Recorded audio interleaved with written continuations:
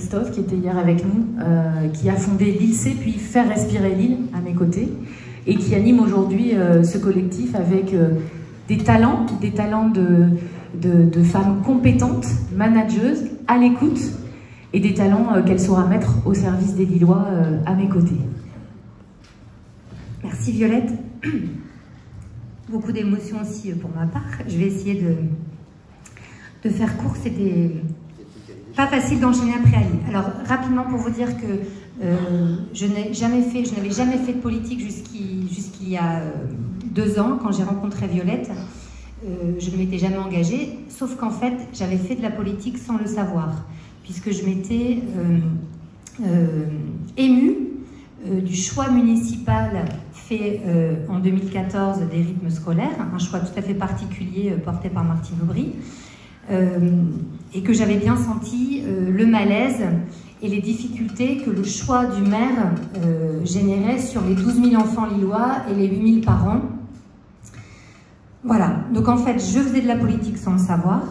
On m'a dit récemment que faire de la politique c'est difficile. Moi pour l'instant j'y prends beaucoup de plaisir.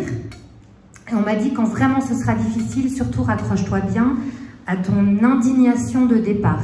Donc mon indignation de départ, elle a effectivement porté sur la méthode de travail qui a été mise en œuvre sur ce dossier des rythmes scolaires, une méthode non participative. Et mon indignation, elle a également porté ensuite, et c'est ce qui a fait que je me suis engagée sur la durée pour changer les rythmes scolaires à Lille. Mon indignation a porté sur autre chose de presque plus intéressant, qui est l'absence d'évaluation factuelle. C'est-à-dire que quand on est maire, on est amené à faire des choix.